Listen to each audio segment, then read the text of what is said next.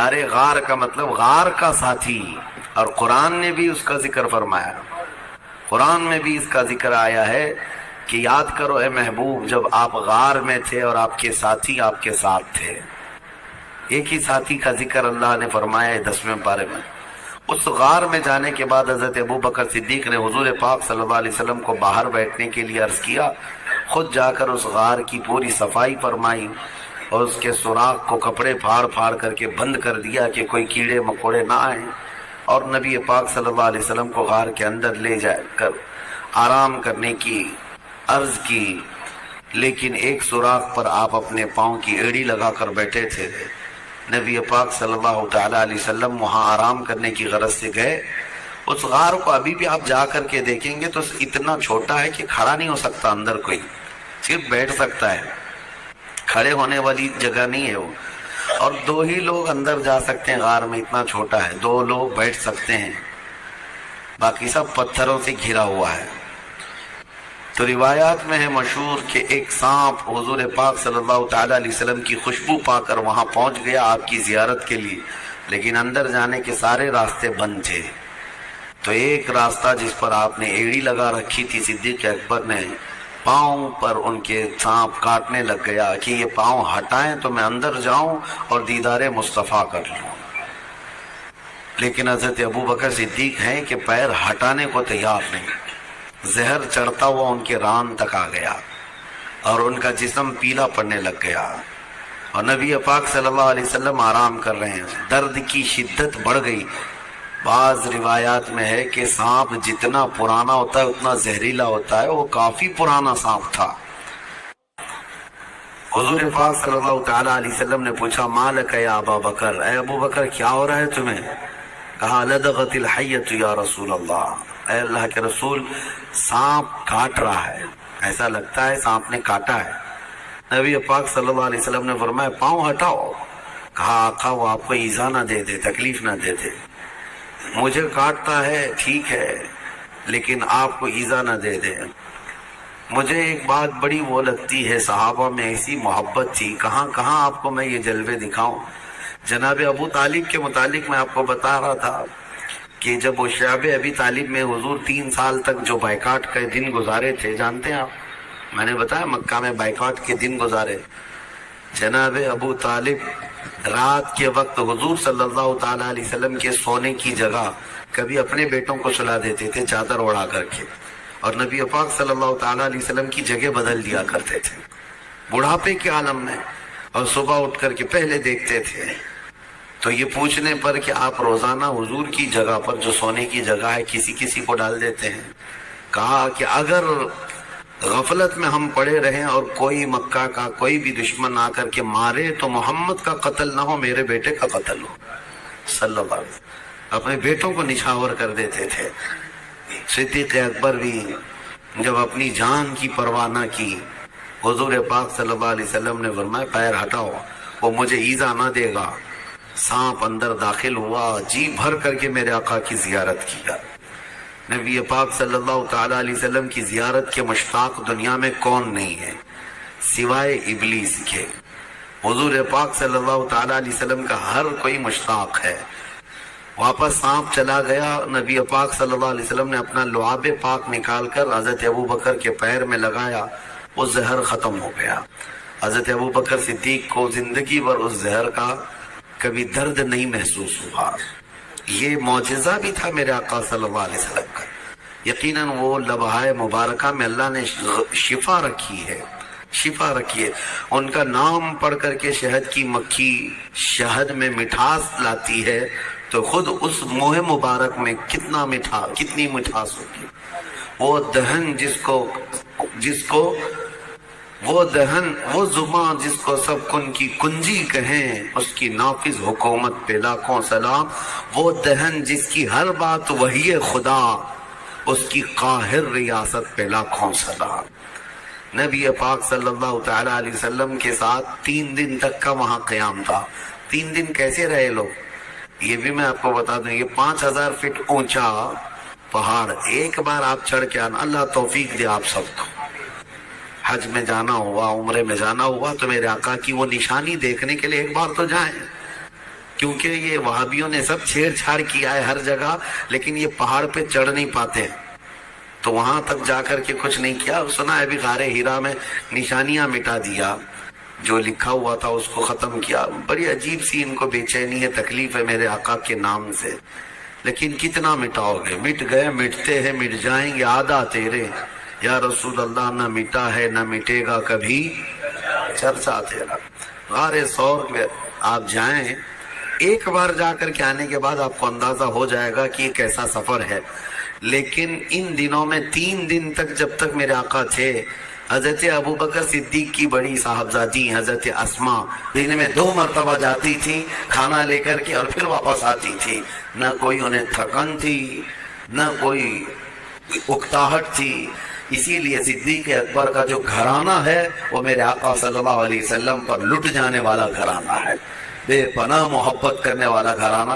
اور صدیق اکبر کی ہی گھرانے کو یہ اعزاز حاصل ہے پورے صحابہ میں کہ حضور اکرم صلی اللہ تعالی علیہ وسلم کی ذات پر حضرت ابوبکر کی 4 پیڑھیاں صحابی ہیں.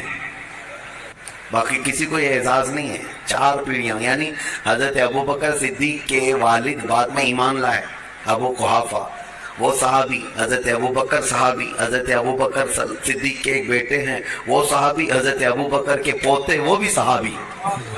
حضور اکرم صلی اللہ علیہ وسلم کی زندگی میں یہ 4 پیڑھیاں ایمان بھی لائیں اور سب کے سب صحابیت کا شرف بھی پائی ہے. پورا خاندان نچھاور کیا ہوا ہے.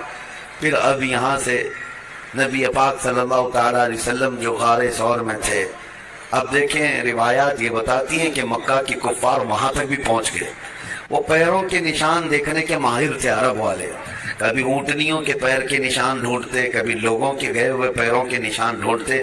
عرب تو اس میں ماہر تھے، حتیٰ کہ وہ پیروں کے نشان دیکھ کر کے بتا بھی دیتے کہ کون سا خاندان گیا ہے یہاں سے، کون سے قبیلے والے لوگ گئے ہیں. اور جیسے کہ مشہور روایت یہ ہے، حضرت ابوبکر کو ابوبکر جو کہا جاتا ہے، ان کا جو نام ہے یہ مشہور جو ہوا ابوبکر. بکر جو ہے نا عرب کا ایک بہت بڑا نصاب آدمی. نصاب کا مطلب وہ نشانیاں دیکھ کر کے نسب بتانے والا. اس کا حال یہ تھا کہ وہ پیروں کے نشان دیکھ کر کے تقریباً وہ خاندان کا پورا بایو ڈاٹا بتا دیتا، بایوگرافی بتا دیتا کہ کون سا خاندان کا آدمی یہاں سے گیا ہے. تو وہ بکر بہت مشہور تھا کہ نسب پورا بتاتا ہے. اور حضرت ابوبکر صدیق رضی اللہ تعالیٰ عنہ کا حال یہ تھا کہ وہ کسی کے انگلی کا پور، یہ پور جو ہے، یہ دیکھ کر کے اس کی 8 پشتیں گنا دیتے تھے کہ تیرا باپ یہ ہے، تیرا دادا یہ ہے، تیرا پردادا یہ ہے، تیرا فلاں یہ ہے. حضرت ابوبکر صدیق نسب کے اس میں اتنے ماہر تھے، اسی لیے آپ کو کہا گیا وہ تو بکر ہے جو ایک خاندان بتاتا ہے. یہ بکر کا باپ ہے جو 8 پشتوں تک بتا دیتا ہے، ابوبکر. تو حضرت صدیق اکبر رضی اللہ تعالیٰ عنہ کے ساتھ وہاں تھے تو کفار جو ہے پیروں کے نشان ڈھونڈتے ڈھونڈتے وہاں تک پہنچ گئے. کہاں تک؟ پہاڑ تک بھی پہنچے، کیونکہ مکہ میں دوسرے ہی دن اعلان ہو گیا تھا جو محمد اور ان کے ساتھی کو ڈھونڈ لائے گا اسے 100 اونٹ انعام میں دیے جائیں گے. 100 اونٹ دیے جائیں گے.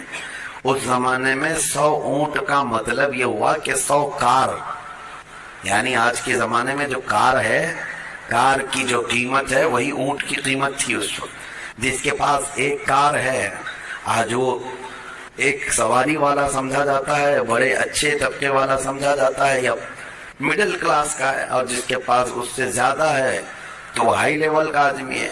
اب 100 اونٹ، ابھی یہاں کوئی اعلان کر دے کہ 100 مرسیڈیز کسی کو ملیں گی تو اسی سے آپ کو اندازہ ہو جائے گا 100 مرسیڈیز کا مطلب کیا ہے.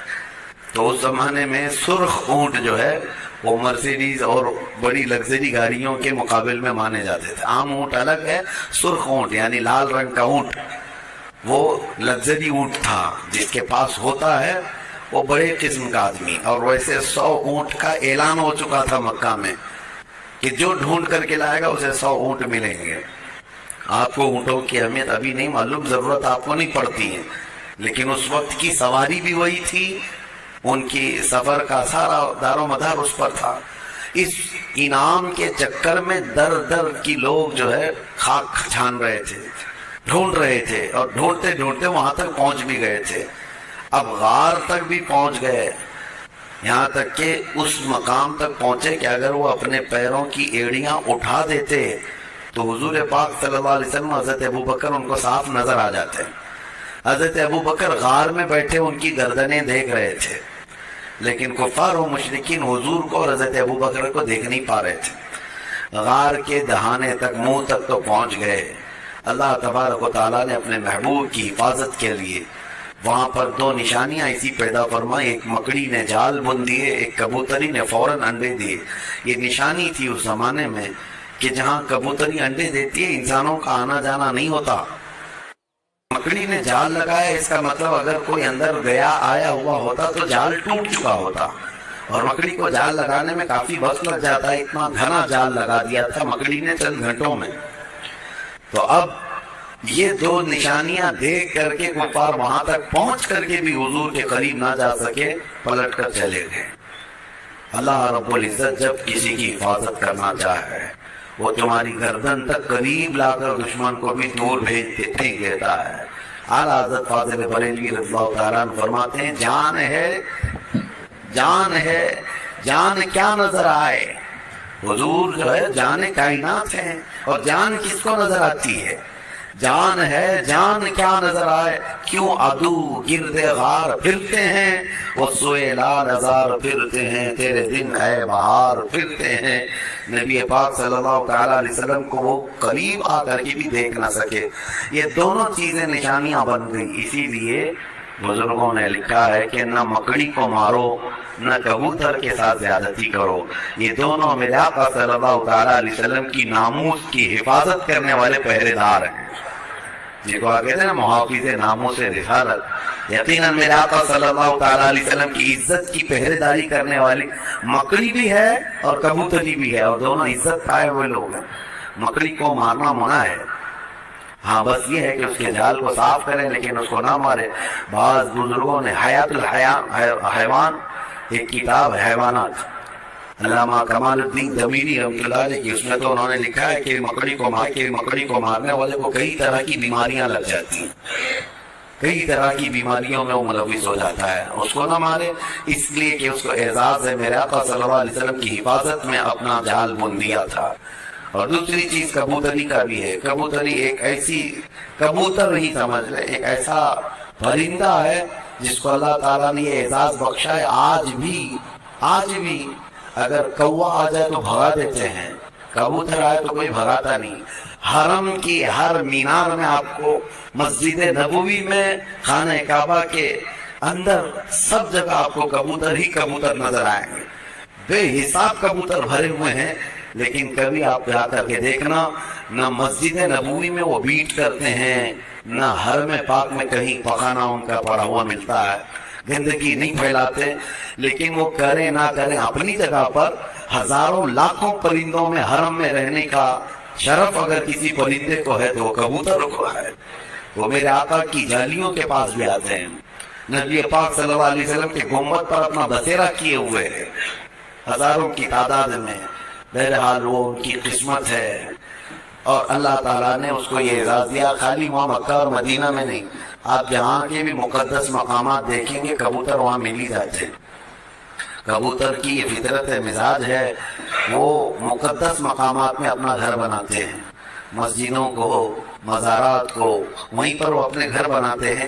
یہ اعلیٰ نسب ہونے کی بھی علامت ہے اور اچھے اشرف مزاج ہونے کی بھی علامت ہے. ناظرین السلام علیکم ورحمۃ اللہ وبرکاتہ. ناظرین آپ سن رہے تھے مفتی سلمان اظہری صاحب کا بہترین تقریر. غار حرام کا پورا واقعہ آپ کو کیسی لگی کمنٹ سیکشن میں بتائیے گا. پسند آئے تو لائک اور شیئر کر دیجیے گا. چینل پر اگر نئے ہیں تو سبسکرائب کر دیجیے گا.